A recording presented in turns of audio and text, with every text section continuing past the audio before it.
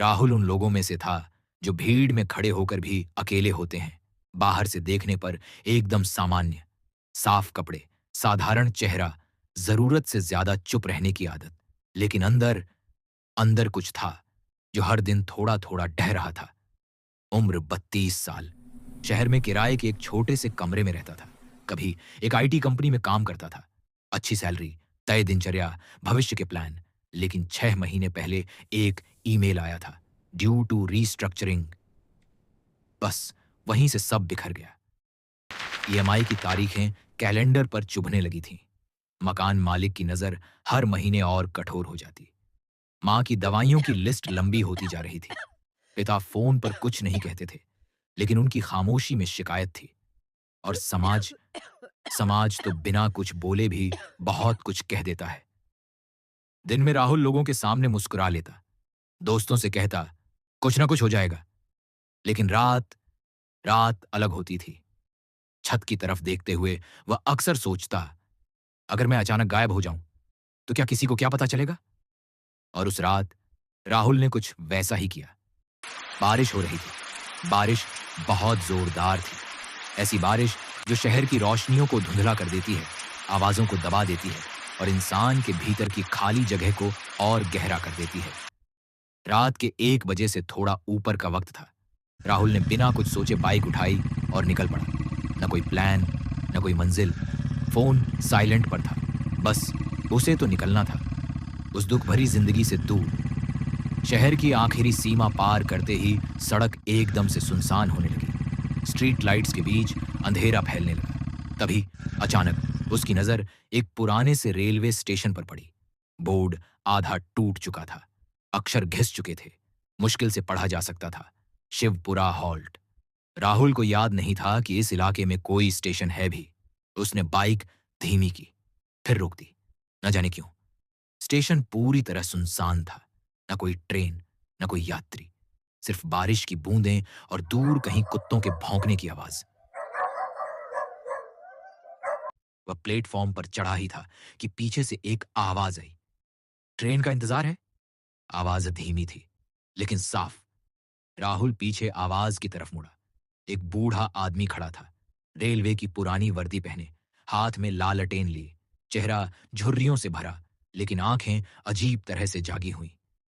ये स्टेशन चालू है? राहुल ने पूछा। बूढ़े के होंठों पर हल्की सी मुस्कान आई। यहां वही ट्रेन रुकती है जो भटके हुए लोग ढूंढते हैं। राहुल को बात अजीब लगी, लेकिन उस वक्त उसका दिमाग भी तो वैसा ही था। कहां जाती है ये ट्रेन? बूढ़े ने लालटेन को जरा ऊपर उठाया। जहां तुम जाना चाहते हो, लेकिन जहां से लौटना मुश्किल होता है। राहुल हंस दिया। हंसी में कड़वाहट थी। मेरे पास लौटने को वैसे भी क्या है? इस बार बूढ़े ने सीधे उसकी आंखों में देखा। उसकी नजर में सिर्फ मायूसी नजर आई। उस बूढ़े आदमी ने पूछा, टिकट है तुम्हारे पास? राहुल ने जवाब दिया, नहीं, यहां टिकट पैसों से नहीं कटता। लालटेन की रोशनी थोड़ी तेज हुई और तभी बिना किसी आवाज के, बिना सीटी के, एक ट्रेन आकर रुकी। डिब्बों के शीशे धुंधले थे, जैसे अंदर कुछ छुपाया गया हो। न कोई रोशनी, न कोई परछाई। राहुल को याद नहीं रहा कि उसने फैसला कब लिया।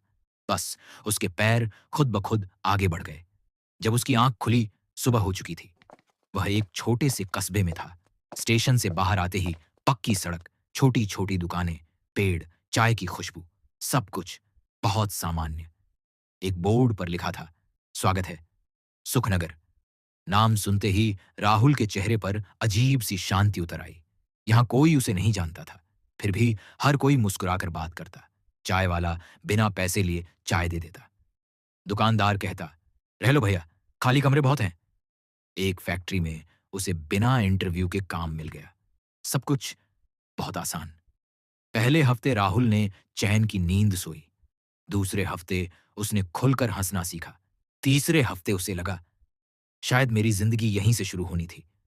लेकिन कुछ बातें थीं जो ठीक नहीं लगती थीं। यहां कोई घड़ी नहीं पहनता था, कोई तारीख नहीं पूछता था, और रात होते ही सड़कें खाली हो जाती थीं। एक रात राहुल देर से फैक्ट्री से लौटा। चारों तरफ सन्नाटा था। तभी उसने देखा, सड़क के बीच एक औरत खड़ी थी। सफेद साड़ी, चेहरे पर वही शांत मुस्कान जो डर नहीं देती बल्कि बेचैन करती है। आप ठीक हैं? राहुल ने पूछा। औरत ने कुछ नहीं कहा, बस उसे देखती रही। राहुल एक कदम आगे बढ़ा और उसका दिल बैठ गया। उस औरत के पैर जमीन को छू ही नहीं रहे थे। उस रात पहली बार राहुल को डर लगा। अगली सुबह उसके बाल तकिए पर गिरे मिले, दांतों में अजीब सा दर्द रहने लगा और शीशे में उसका चेहरा कुछ ज्यादा थका हुआ दिखने लगा। दिन बीतते गए। हर सुबह कुछ न कुछ कम होता गया। आवाज भारी होने लगी, पीठ झुकने लगी, आंखों की चमक बुझने लगी। जब उसने शहर से बाहर जाने की कोशिश की तो हर रास्ता उसे वापस सुखनगर में ले आता। एक शाम वही बूढ़ा स्टेशन मास्टर उसे मिला। अब वह जवान लग रहा था। अब समझे? उसने पूछा। क्या? राहुल की आवाज कांप रही थी। ये जगह उन लोगों के लिए है जो जिंदगी से हार मान चुके थे। तो ये सब लोग सब सौदागर हैं। कीमत धीरे धीरे खुद को देना। उस रात राहुल को सच दिखा। सुखनगर कोई कस्बा नहीं था। ये एक ठहराव था उन आत्माओं के लिए जो जीना भूल चुकी थीं। अगली सुबह स्टेशन पर एक नया आदमी उतरा, हाथ में बैग, आंखों में हार, और प्लेटफॉर्म पर खड़ा राहुल हाथ में लालटेन लिए मुस्कुरा रहा था। ट्रेन का इंतजार है। अगर कहानी पसंद आई हो तो चैनल को सब्सक्राइब कर लें और घंटी के बटन को भी दबा दें, जिससे आने वाली हर एक वीडियो का नोटिफिकेशन आपको मिलता रहे। धन्यवाद।